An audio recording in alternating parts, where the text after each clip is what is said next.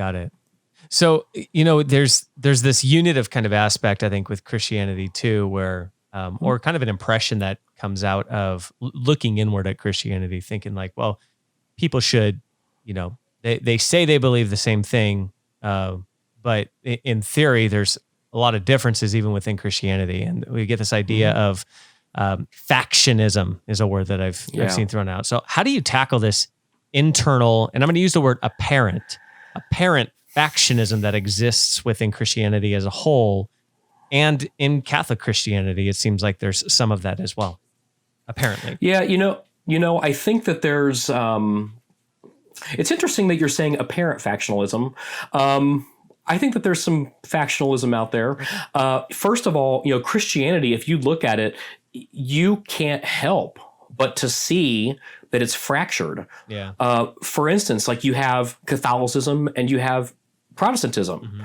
That's a fracture. Yeah. It's factionalism. Yeah. I'm not going to get like, we're not going to belabor, the number of Protestant denominations. Yeah. You can, even if there's 10, that's too many. Sure.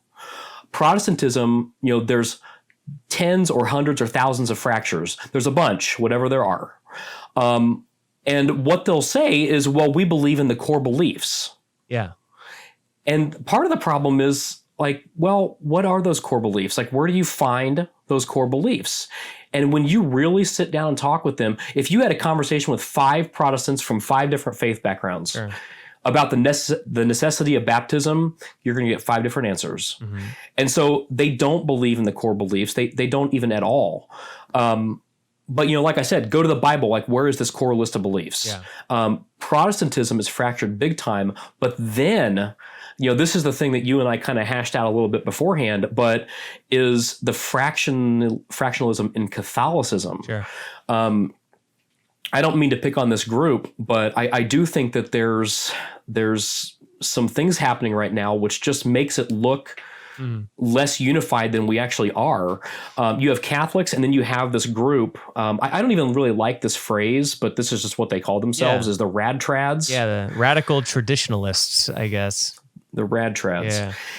And, they have some great qualities. They really do. Like, they love the traditional Latin Mass, for instance, and that's a great quality. But if you have a really deep conversation with some of them will almost deny that the Mass in English is valid. Yeah. Which means that, like, our Eucharist is invalid. They'll deny that music is okay at Mass.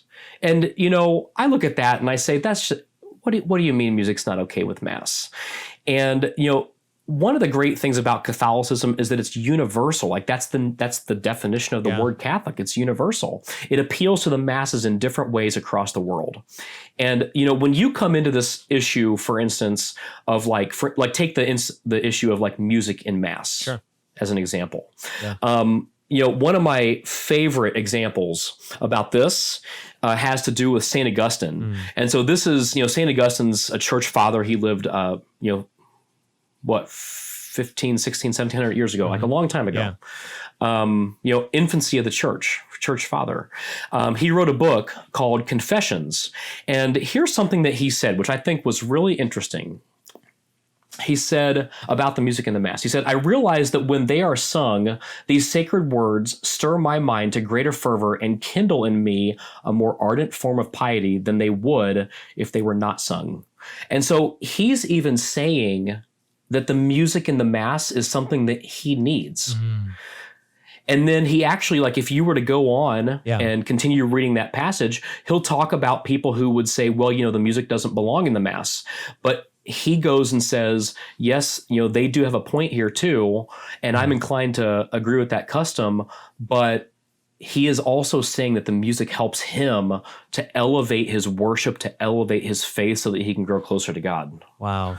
And so, if you're this group that, you're feeding this fractionalism within Catholicism, there are people who claim that the Pope isn't the Pope. Yeah. Like, they'll say the Pope Francis is the anti-Pope. Yeah. Like, come on. The church calls us specifically to obedience to the Pope. And, the Bible even specifically states that the gates of hell will never prevail against the church. Like it talks about the efficacy of the Pope. And, if Francis isn't the Pope, then the papacy isn't the truth. And then Jesus is a liar because he's the one that established the papacy in the first place. Yeah. Hey everyone, thank you so much for checking out this clip from the Practical Theism podcast. If you enjoyed this clip and you want to check out the full episode, you can do so by finding it on our YouTube channel.